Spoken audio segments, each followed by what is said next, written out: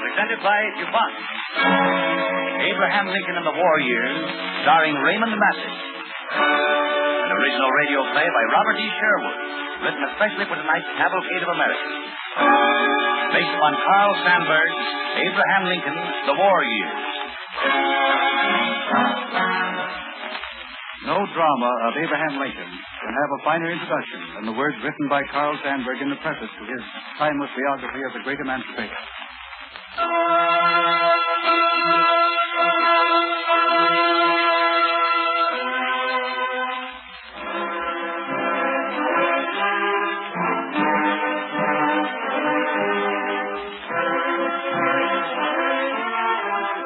In the story of a great struggle, we meet gaps and discrepancies. Many men and women, now faded and gone, lived the drama before it could be written.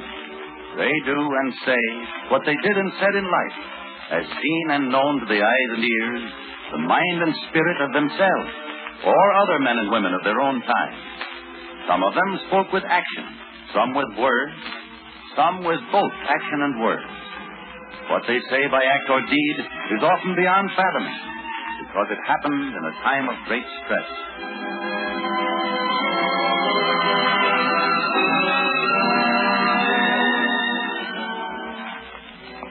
February 11th, 1861, 8 o'clock in the morning. A cold drizzle of rain is falling over the Great Western Railway Station in Springfield, Illinois. The prairie horizon is veiled in chilly gray mist. A short little locomotive with a flat-top smokestack stands puffing with a baggage car and special passenger car hitched on.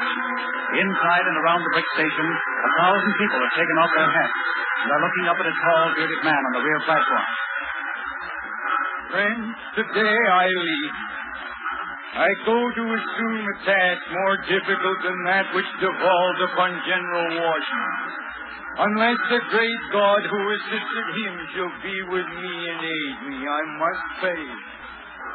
Permit me to ask you that you will all invoke his wisdom and guidance for me.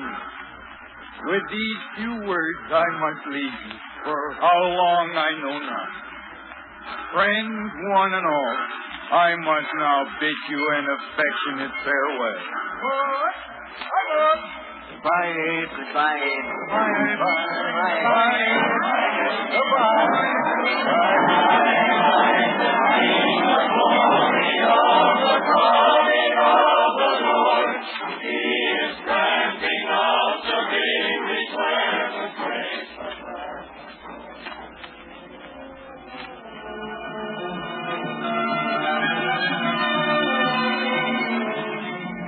At Decatur, they watched from saddle horses. All over now. We've split the Union worse than he ever did a thing of a law. Prince of rails, indeed. Anybody with that abolition ape would make a better president. Isaiah Still should have been Judge Douglas.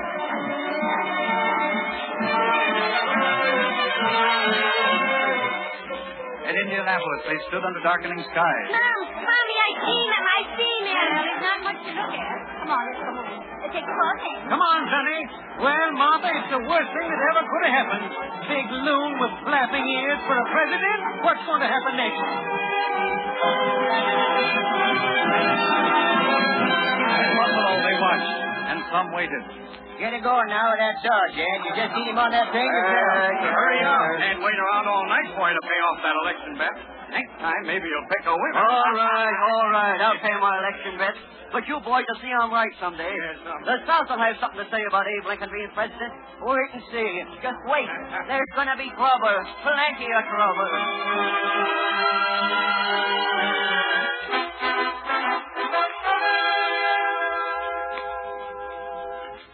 February 21st, 1861. Philadelphia, in a hotel parlor. Well, here you are, Abe. I'm mighty glad to see you. Thank you, Norman. If my journey keeps going on at the slow rate it has so far, it'll be Resurrection Day before I reach the cabin. Well, anyway, in 10 days' time, you'll be president. Abe, the country wants to know how you're going to stop secession. I can't answer him yet. You've got to, Abe. Now, listen. I want to tell you something. Once years ago, when I and other lawyers were riding circuit, there was a heavy spell of rainfall, and all the streams were flooded, and we had great difficulty fording them. We stopped at a little tavern. There we met a preacher who was accustomed to riding over that region in all sorts of weather. We gathered about him for advice as to how we could get over the Fox River. He told us he knew all about that. But he said, I have one fixed policy in regard to Fox River. I never cross it till I come to it. Who's that? A man's outside. Wants to see you, Mr. Judge, and the president. All right, Abe? Yeah, let him come in. Very well, boy. This way, sir. Gentlemen, my name is Alan Pinkerton. I am a detective in the employ of the Pennsylvania Railroad. I have come to tell you, Mr. Lincoln, that there's a serious plot to assassinate you when you arrive in Baltimore. The ringleader is a man named Fernandina. Probably just another one of those fanatics. But he has a strong group of followers. They're all armed. They're desperate. And, Mr. Lincoln, they're killers.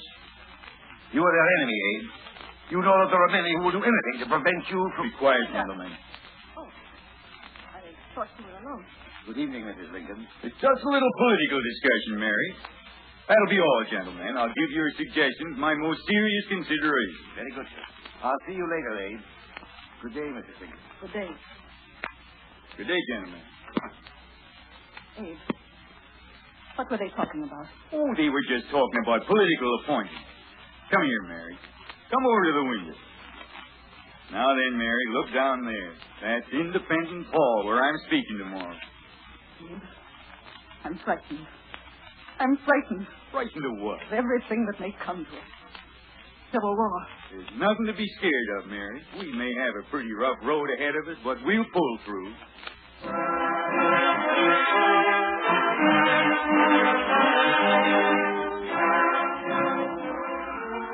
Everything's working as we planned, Mr. Lincoln. Fine, Mr. Lincoln, fine. Taking this special train will get us to Baltimore long before you were scheduled to pass through. The town will be asleep. We'll be leaving any minute now. Thank you, Mr. Pinkerton. Guess I'll get some sleep. Good night.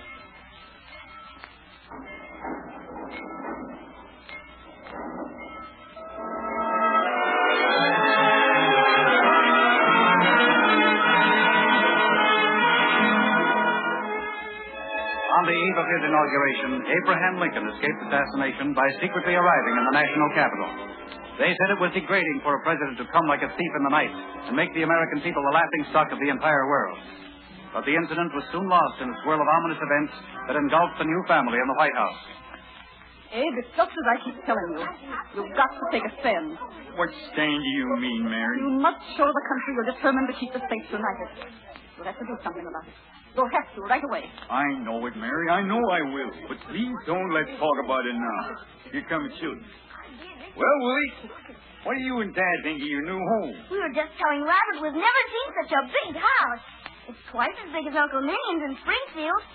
Look, Willie, look at the paintings. John Adams and Thomas Jefferson and Andrew Jackson and Zachary Taylor.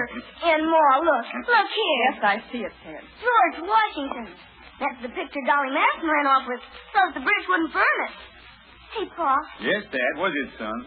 you suppose they'll ever hang a picture of you here? Well, I tell you, son, after reading the papers lately, I doubt it. Well, I don't believe him, Pa.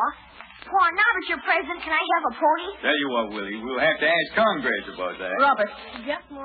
take the children out on the lawn. They can play there. Very well, Ma. Come on, you two. Will you ask Congress about the pony, Pa? Can we go down to Congress right now? We'll see about it later. Willie, Yes, Pa. don't play too hard now, so you'll be all tuckered out. No, Pa. Well, Mary, I kind of think Willie's looking better at that.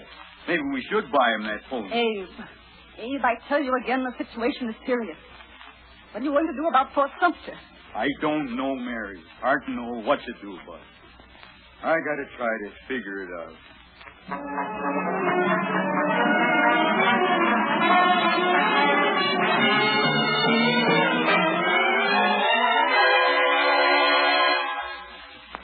Gentlemen, I've called this meeting of the Cabinet to discuss the serious situation in Charleston.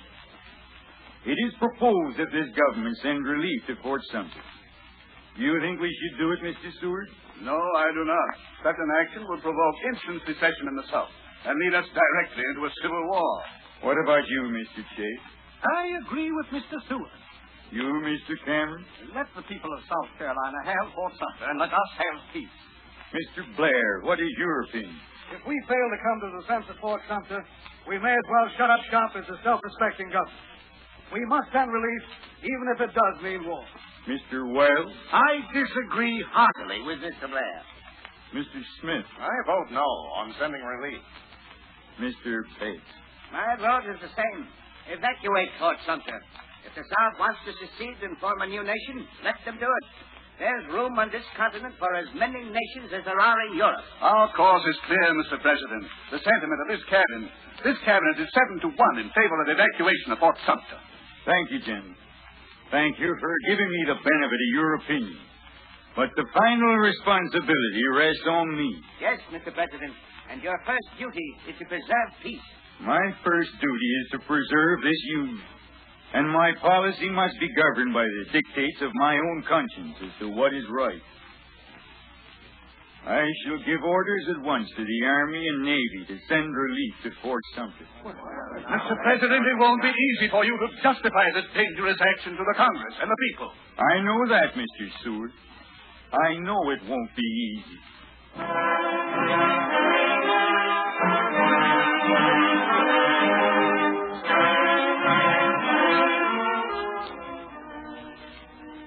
Fellow citizens of the Senate and House of Representatives, Fort Sumter has been attacked and bombarded and has fallen.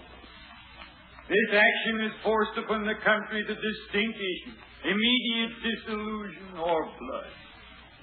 This issue embraces more than the fate of these United States.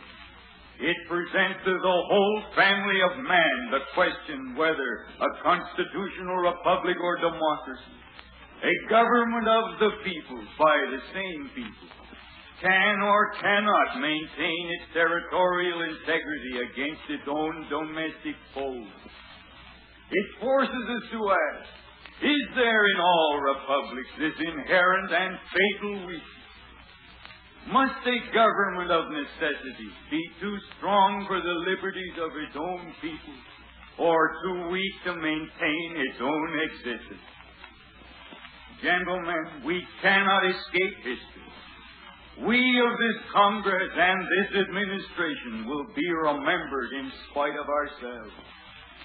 We shall nobly save or meanly lose the last best hope of earth.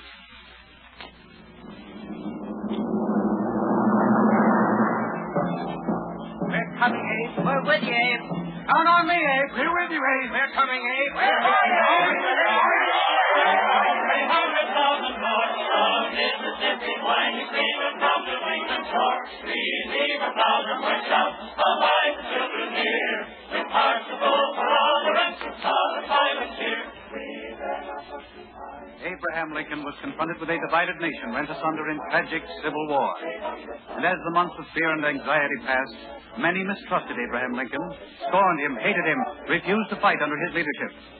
And as the clouds of war darkened the nation, a personal sorrow was deepening in the heart of the gaunt figure in the White House. Pa, Yes, Will. I want to see my pony. When can I see him, Pa? You'll see him soon, Will. Soon, Pa? Yes, son. But first you gotta get well. That's the main thing. Just rest quietly, son.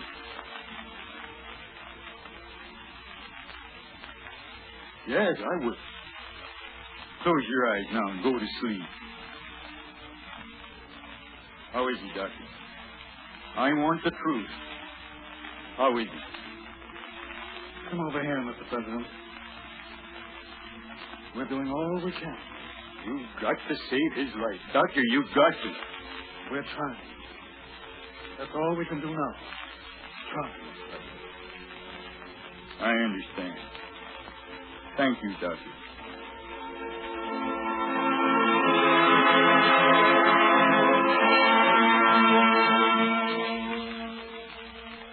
You mustn't give way, Mary.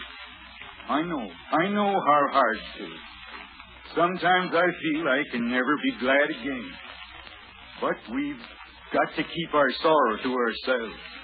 There are many thousands of mothers and fathers, north and south, who have seen their own sons die on the field of battle. It's up to us to set them an example in courage. One thing to be thankful for. At least our little boy died, an innocent child. Mary. I'd rather have him go that way. Had him killed in this horrible war. So cruel. So senseless. Brother fighting against brother. My own brothers are fighting on the southern side against us. Mary, I wish you would not speak of that. Why not, Abe? My brothers are fighting for the South because that's the cause they believe in. Why shouldn't I speak of it? I'm proud of them. Abe, do you believe what the gossips are saying? I must face it. Because my family came from Kentucky. But I'm really against you in the Northern cause. Mary, you don't have to ask me that.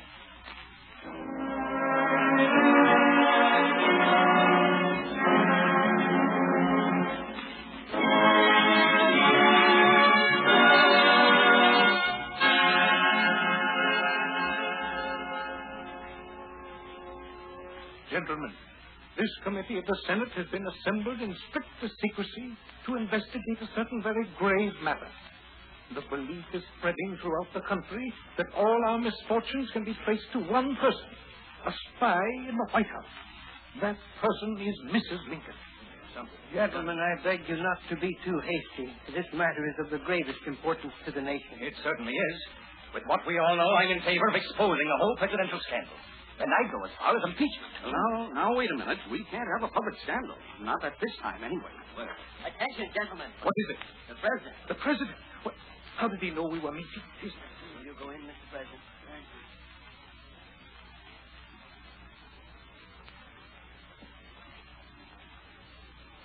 I wish to make a statement to you, gentlemen. It is as follows. I, Abraham Lincoln, President of the United States, appear of my own volition before this committee of the Senate to say that I, of my own knowledge, know that it is untrue that any of my family hold treasonable communication with the enemy.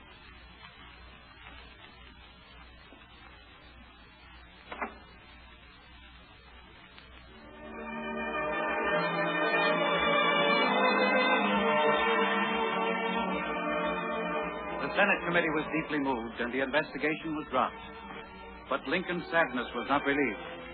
On a chill, gray November day in 1863, the president was sitting on a platform on Cemetery Hill in Gettysburg, listening to an oration by Edward Everett. It was an oration. It lasted 2 hours, but the crowd there loved it.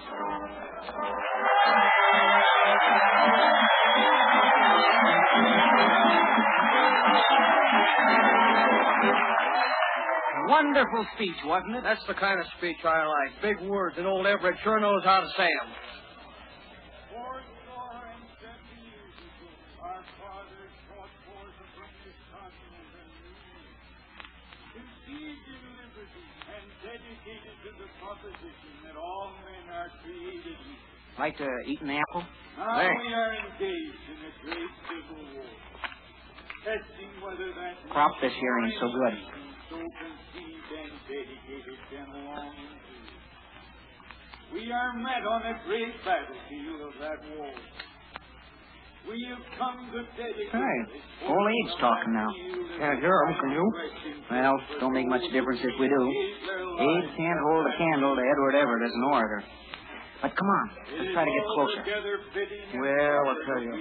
Old Abe ain't so bad, you know, but he certainly picked the wrong time to be president. We cannot dedicate. We cannot consecrate. We cannot hallow this ground. The brave men living and dead who struggled here have consecrated it far above our poor power to add or detract. The world will little note or long remember what we say here, but it can never forget what they did here. Say, did you hear what It he is said just for then? us to No, live what was it? rather to be He said dedicated nobody'd to remember what he's saying here. Well, he hit the nail on the head that time. It is rather for us to be here dedicated to the great task remaining before us, that from these honored dead we take increased devotion to that cause for which they gave the last full measure of devotion. That we here highly resolve that these dead shall not have died in vain, that this nation under God shall have a new birth of freedom, and that government of the people, by the people, and for the people, shall not perish from the earth. Well, guess he's finished. Yeah, he's finished. Come on, let's go home.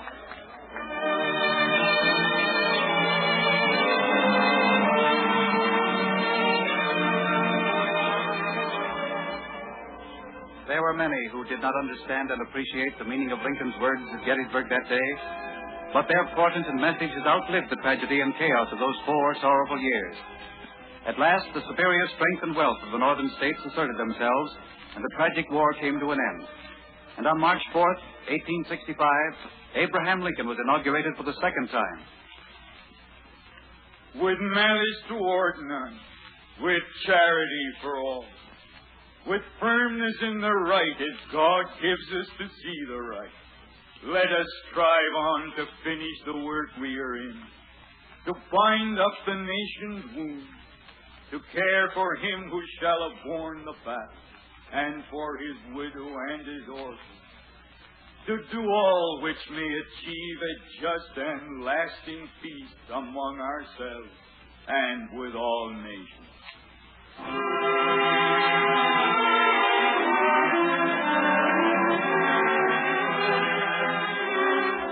April 14th, 1865 was Good Friday.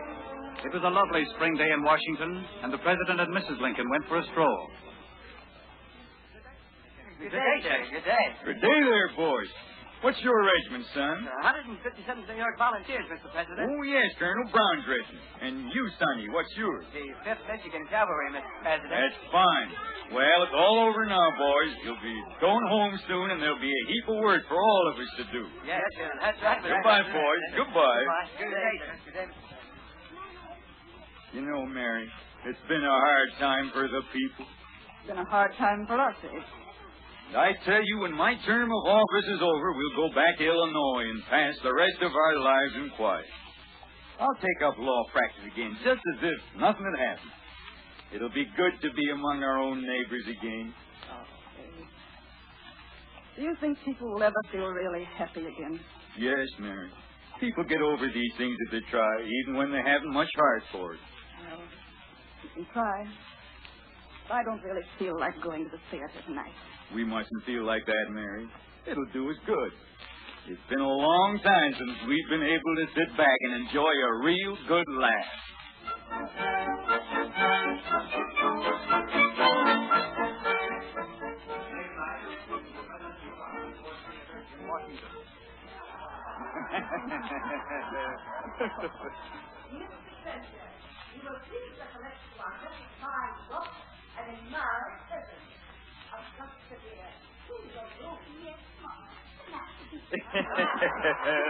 Gracious, Dave. What's everybody going to think my hanging on to you so?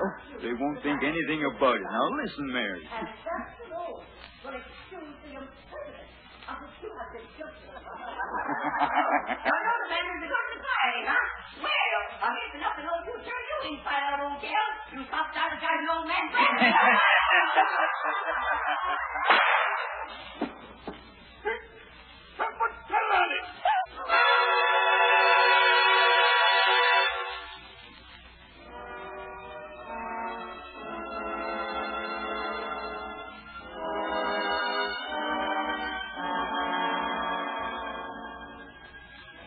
There was a funeral. It took long to pass many given points. Many millions of people saw it. The line of march ran 1,700 miles. Yes, there was a funeral from the White House in Washington where it began. They carried his coffin and followed it nights and days for 12 days. Bells tolled it. Bells sobbing the requiem. The salute guns, cannon rumbling their inarticulate thunder. To Springfield, Illinois, the old hometown, the Sangamon nearby, the New Salem hilltops nearby, for the final rest of the cherished dust. And the night came with great quiet and there was rest. The prairie years, the war years, were over.